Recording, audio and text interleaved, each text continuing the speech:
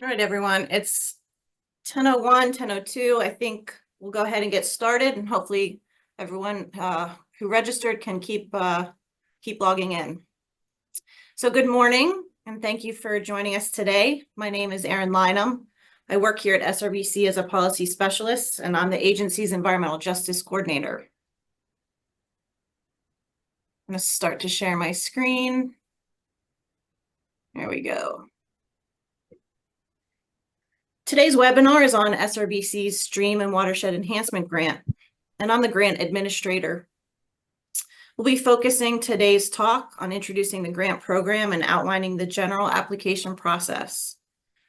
Again, I'll ask that everyone please stay muted through the presentation and save questions for the end. You can do that verbally or through the chat function. We'll have time to get to all questions. And just a housekeeping note, the meeting is being recorded, and we should have it up, have that recording up on our website in the next few days. Okay, let's go. So for people not familiar with our agency, the Susquehanna River Basin Commission is an interstate compact commission that leads the conservation, development, and administration of the Susquehanna River Basin's resources. Our mission is to enhance public welfare through comprehensive planning, water supply allocation, and the management of water resources.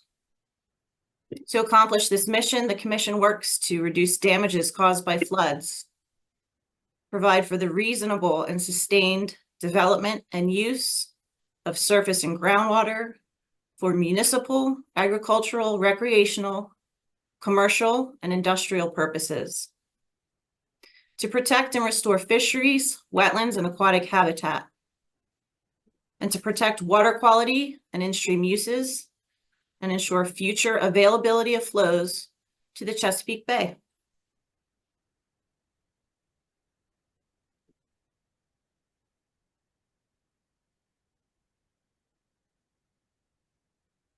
The main programs in SRBC focus on the regulation of water withdrawals and water use, assessing and monitoring water quality in our river basin, compliance and enforcement, flood and drought preparedness, planning, coordination and outreach, legal and policy issues, and grants.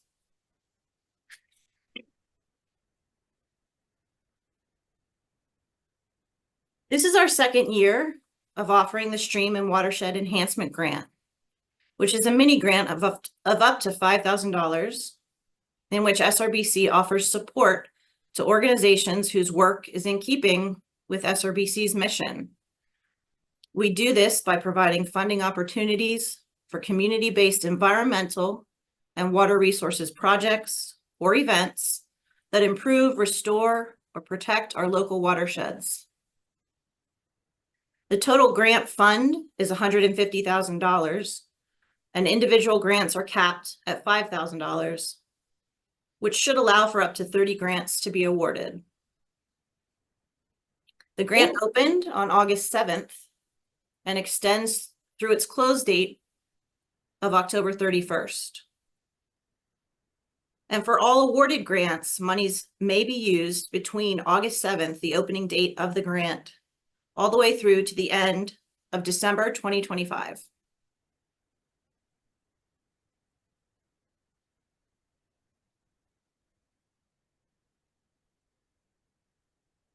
So we have two categories of eligibility. We have project eligibility and applicant eligibility. On this slide, we'll talk about projects. To be an eligible project, all projects must be within the Susquehanna River Basin and have significant ties to the water resources of the basin, or the lands that protect the basin's waters, or the communities tied to both. All projects must successfully propose either reasonable activities and outcomes focused on efforts to improve, restore, or protect watersheds within the river basin, or operational or financial support for watershed volunteer, membership, or outreach events in the basin. We'd like to point out that there is no cash match required for project eligibility.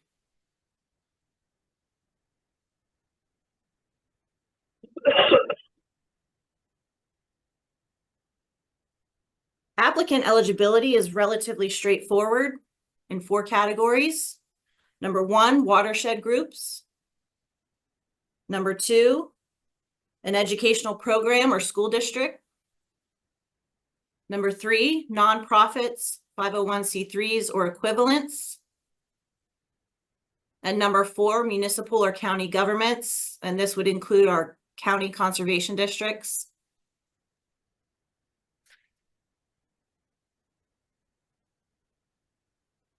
So that covers eligibility.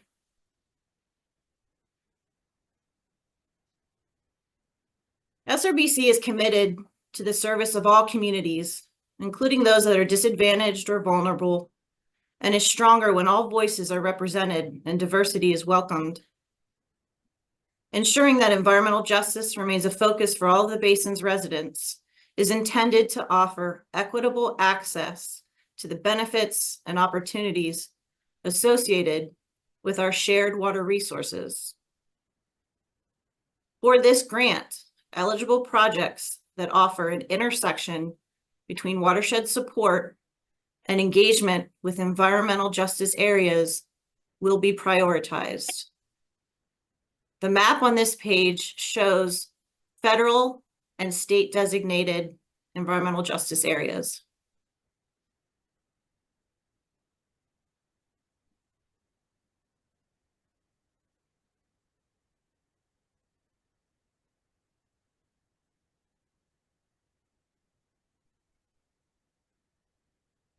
Okay, grant criteria scoring.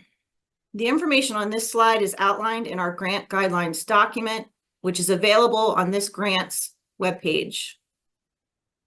An application will be scored as outlined here, up to 20 points for a thorough project summary, up to 10 points for any collaborative efforts with local communities or community engagement,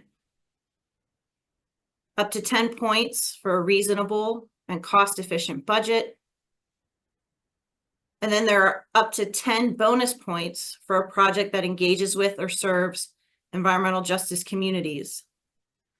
Our agency will prioritize these projects and look for them to reduce pollution, increase community climate resilience, or build community capacity to respond to water resources challenges in environmental justice communities.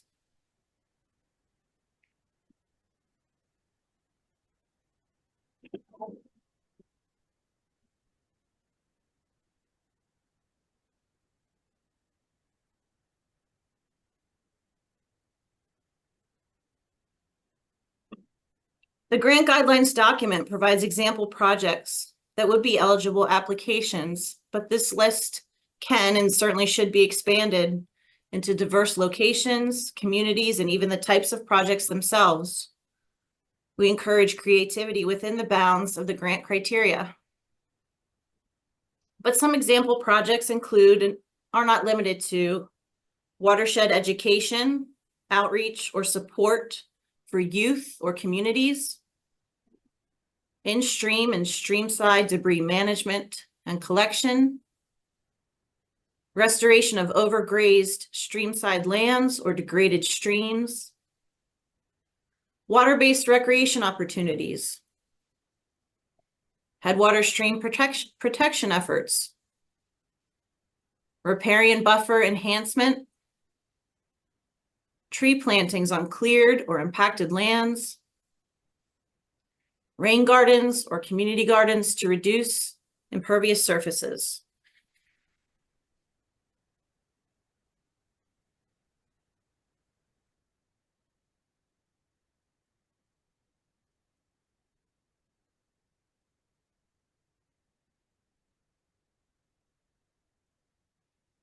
When putting together your project budget, note that eligible costs are for direct project implementation and select indirect costs like contracting services, expansion of partnerships, equipment rental or purchase, things like food purchasing for volunteer outreach events. There are several ineligible costs provided in the grant guidelines document as well, but the ones that stand out and are worth mentioning today that are prohibited would be things like routine regulatory obligations, permitting fees, land development projects, lobbying, or personal expenses. And again, a reminder that monies may be used for your project if awarded between August 7th of this year and December 31st of 2025. It's a pretty long period of time.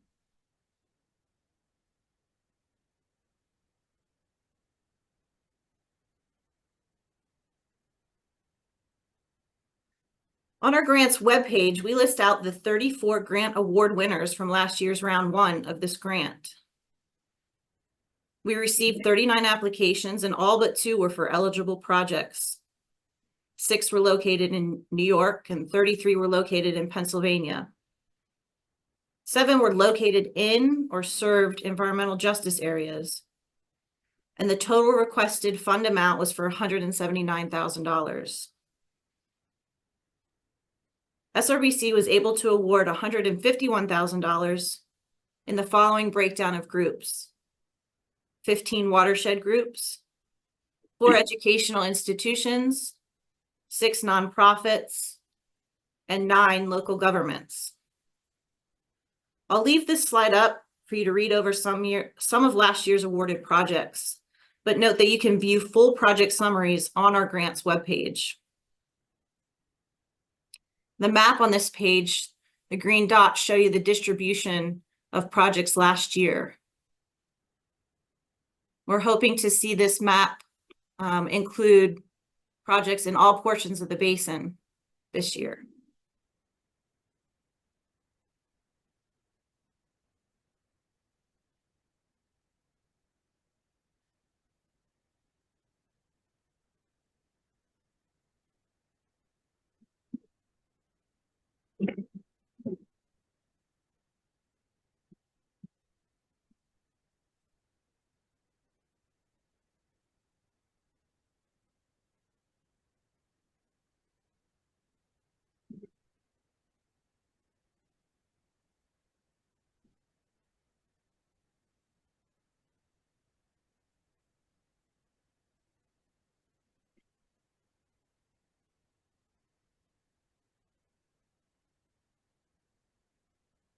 All right, let's talk about the application process.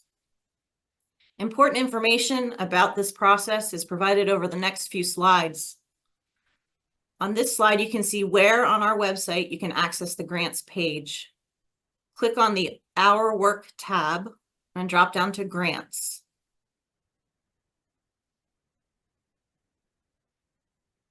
Once you've clicked on Grants, you'll arrive at the General Grants page where you then can click on the Stream and Watershed Enhancement Grant Program link circled in blue.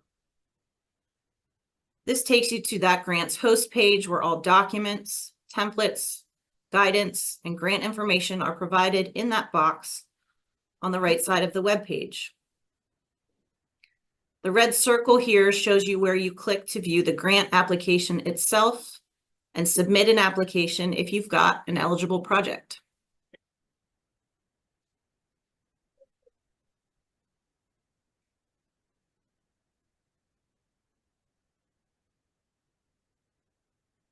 When you click on the View Application link, you're redirected to the application software webpage hosted by Amplifund. If you have an existing account with Amplifund, you can log in, shown in the upper right red circle. But most people probably won't have an account. Then you'll see in the upper left screenshot on this slide that there is no option to apply for the grant. So at that point, if that's what you see, you'll need to register to get an account with Amplifund. Once that's done, you can log in and you'll see on the second screenshot on the bottom right side of this slide with your name at the top right, circled in red, and you'll see the ability to click the apply button circled with the small red circle. If you see that apply button, you're logged in and you can move forward through the application. If you don't see the apply button, that means you need to register for an account with Amplifund. And it's a pretty quick setup.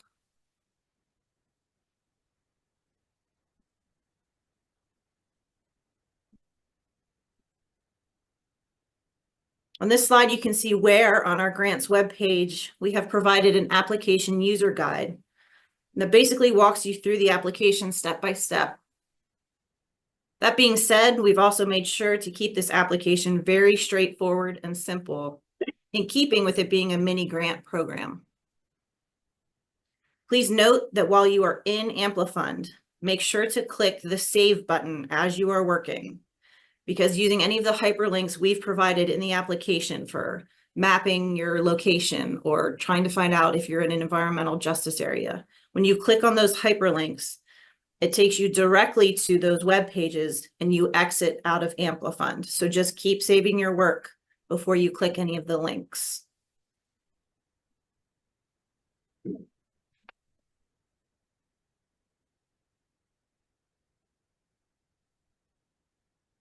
As you're working through your application, if you hit any snags or have questions, please note down the dates on the right side of this screen.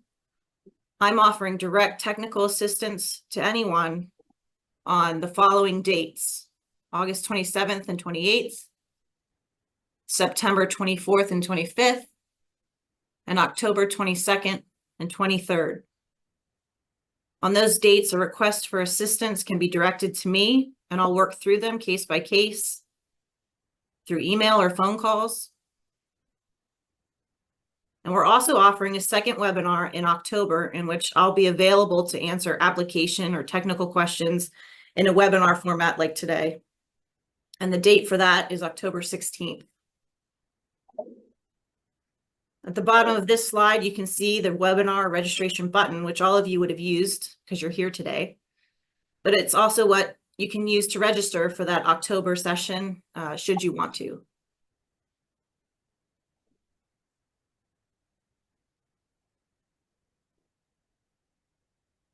In conclusion, I'll just remind everyone of the basics. The grant opened on August 7th and closes on October 31st. The total grant fund is $150,000, with individual grants capped at $5,000. Eligible projects in or serving environmental justice areas will be prioritized. Awarded grants must use their funds by the end of December 2025. And questions at any time can always be directed to grants@srbc.gov.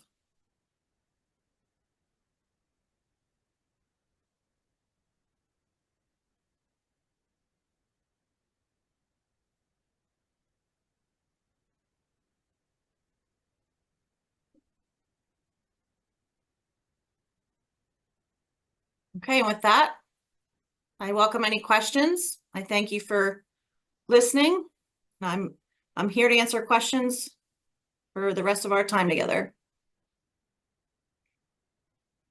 There you go.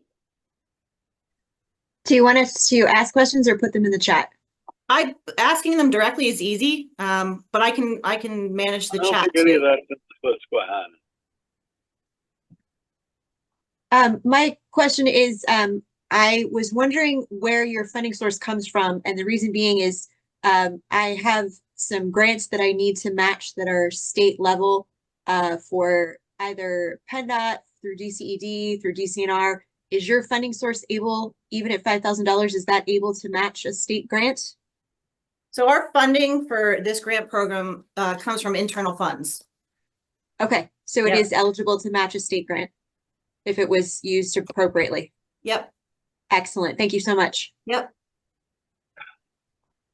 I'm sorry, I should have mentioned that. Our county in New York State has very small environmental justice or federal environmental justice areas. Mm-hmm. Would we get the 10 points if it were a countywide application and not just those very, very small areas?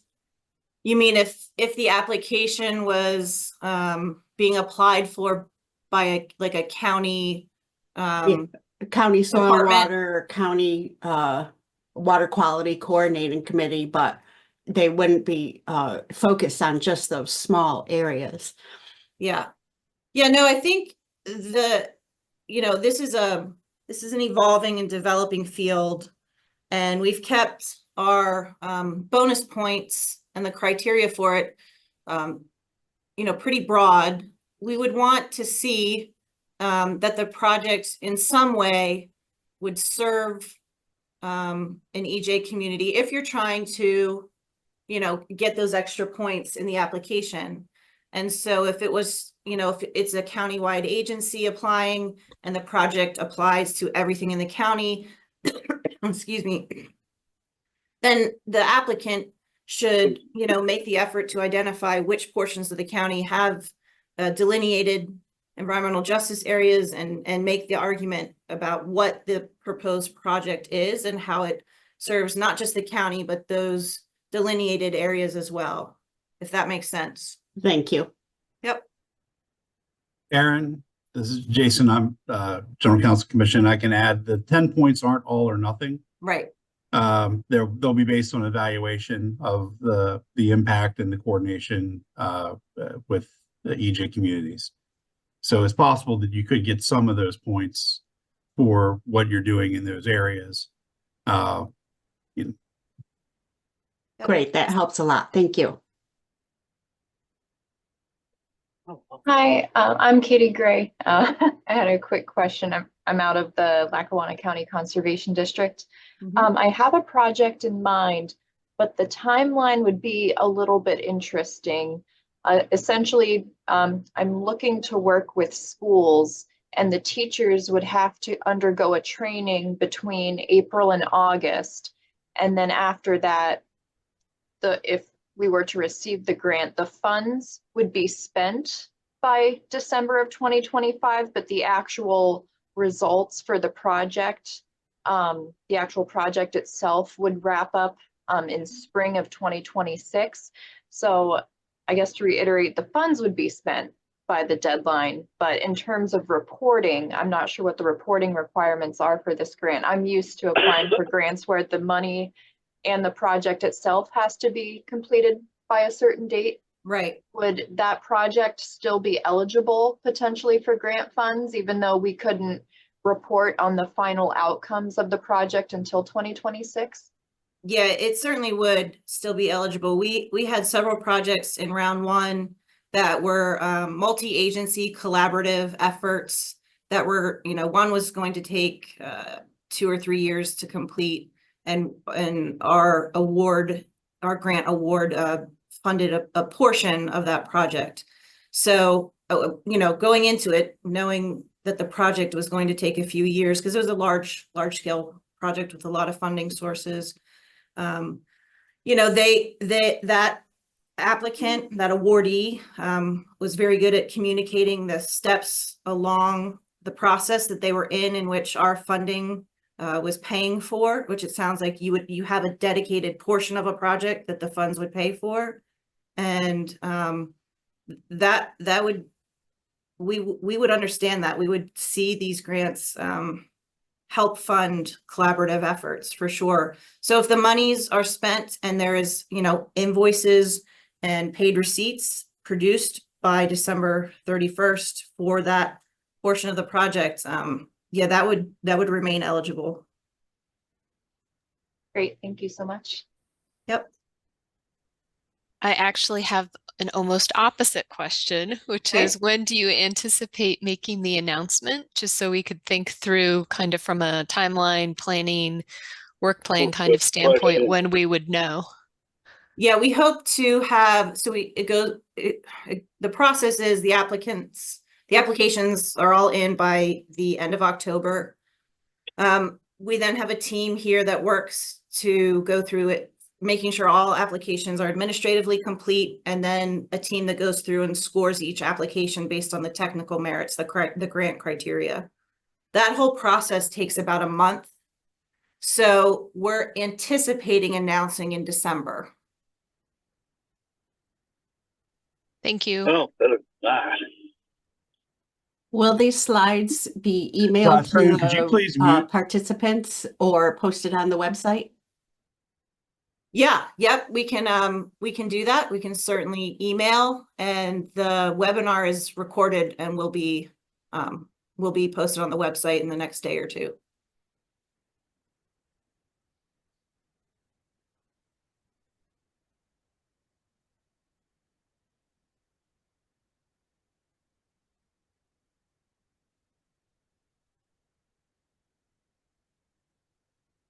Anything else anyone can think of today?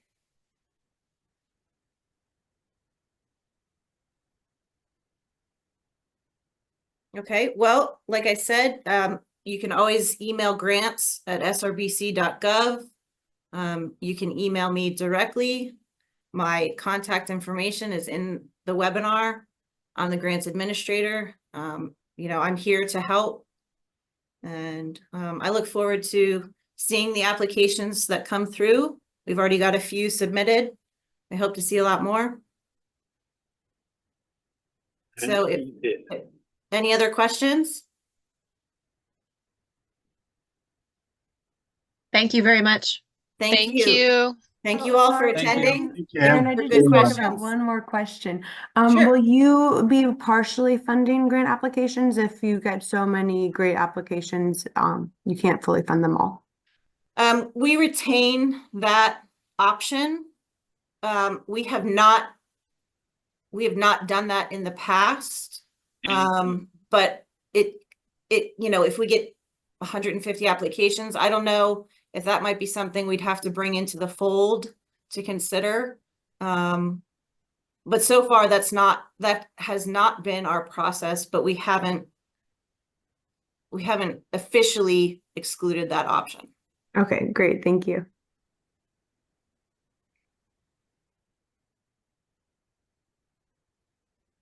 Okay. Email me or call me if you have anything else.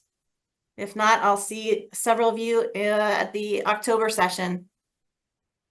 Thank you, everyone.